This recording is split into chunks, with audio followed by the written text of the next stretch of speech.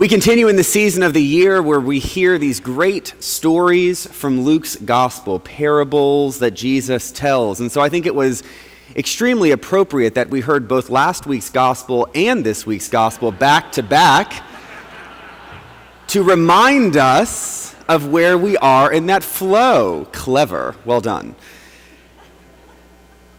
These stories are really excellent. Luke is a fantastic storyteller, and so we hear some great little parables today about both sheep and coins. Now, before this happens, in chapter 9, Jesus sets his face toward Jerusalem. I think it's important for us to keep in mind as we look at today's gospel lessons, because in essence, what that means is that Jesus has been going out into the country and teaching, speaking, calling disciples to him. And then things get real. He sets his face to Jerusalem because he knows what's going to happen. He knows that now, as he travels south from Galilee toward Jerusalem, that he's really going to the end, right? This is the beginning of the end. And so Jesus' stories begin to take on a bit more weight.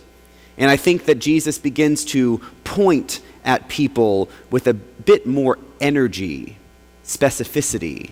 And I think that's important to us.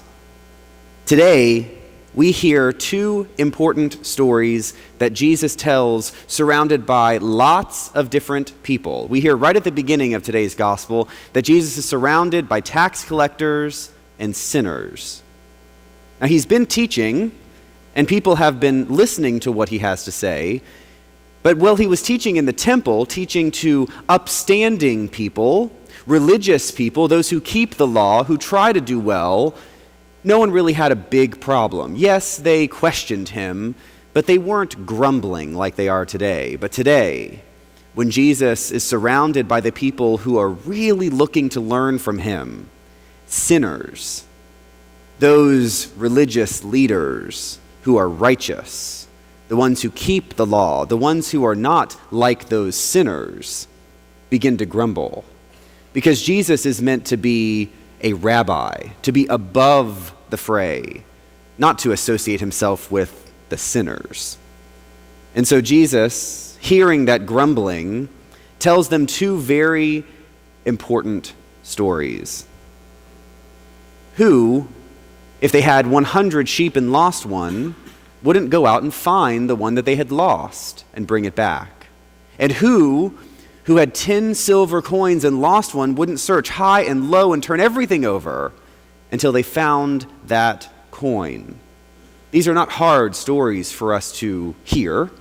And in fact, I think when we hear these stories, we probably immediately go and relate to the person who has lost something.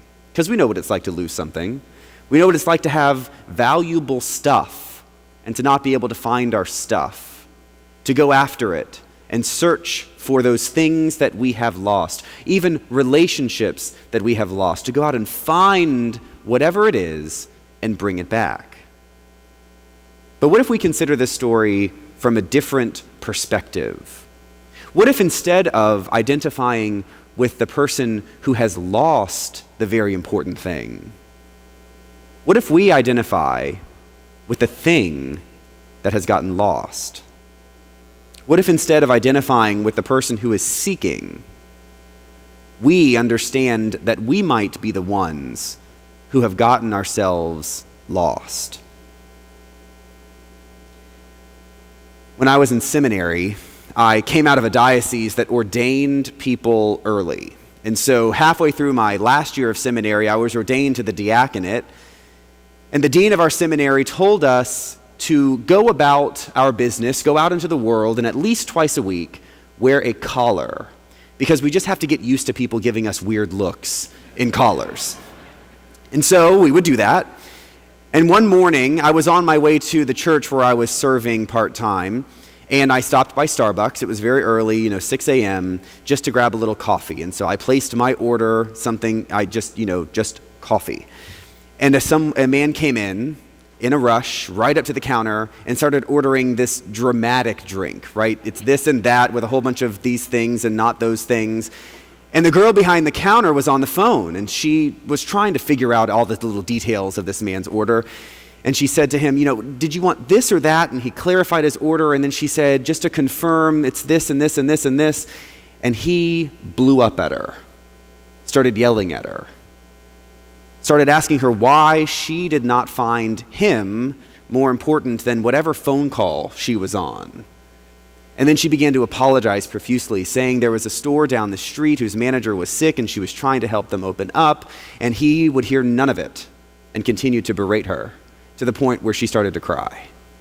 And she walked away to fix his drink, and there he was standing side by side with me at the counter, and I felt him lean into me like he would kind of go like, showed her.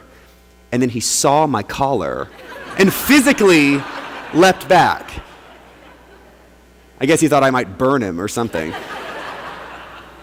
And so I took my drink and I walked over to the little station and was putting little things in it. And a couple minutes later, he came over to me and he said, I'm really sorry. I should not have lost my cool. I should not have yelled at her like that. And being probably less than half his age, I just turned to him and said, I'm not the one you should apologize to. And he looked really shocked. But he turned and he went and apologized to that barista. The good news is I got free coffee from her for the rest of the time I was in seminary. But why I remember that story is because that man did not want to be ugly, right? He didn't want to be that kind of person.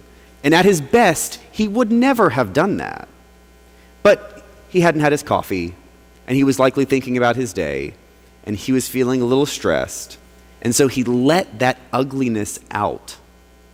He just needed to be reminded that that's not who he was. He could be better than that. He was made to be better than that.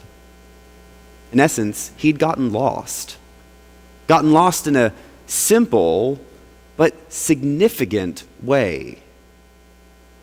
What do we hear in Scripture over and over and over again? Be not afraid.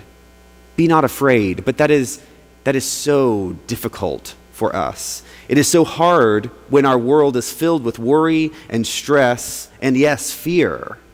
And every day seems to bring a new mix of that kind of stress, the stress that leads us away, that tempts us away, that gets us lost away from the person that we really want to be. And if we're honest, our whole world has really gotten lost. Today is the 15th anniversary of the attacks of September 11th. 15 years ago, our world was rocked and shifted from what it had been. And for 15 years, I don't think we've really kind of come out of that. We are still afraid, too much so, of the other. We are still afraid of strangers, of people who don't look like us, who act differently than us, of people who may hurt us, because we know that it could happen. And so sometimes we let that fear hold us back. I think we've gotten lost. But the good news is that we are being searched for by Jesus. The good news is that God reminds us today that we don't necessarily have to be the ones who find the lost, because God is searching for every one of us. We hear the story of Jesus today that has echoed for 2,000 years, and it seems to resonate even stronger today than maybe it ever has, because we know how it feels to have been in a good place and to be lost. We know how it feels to be afraid, to feel alone, to be stressed. And it's hard for us to remind ourselves of who we really are meant to be. But what I like most about these stories that Jesus tells, and it's a little detail you may have missed, is that when the sheep is found, they call all the neighbors together and they throw a party. And when the coin is found, they call all the neighbors together and they throw a party. When we are found, God is ready to throw us a party. Every day, we may find ourselves lost, but every day, Jesus is looking for us, calling back to us, wanting us to come back to the person that we are really made to be. Honestly, the person that we know we really want to be, the best of ourselves. And when we come back to that, God is ready to celebrate.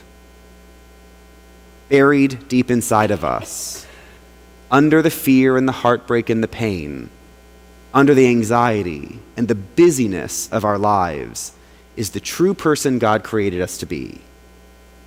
When you feel lost, and you will, remember who you are. Remember whose you are. And Jesus will help you find your way home. Amen.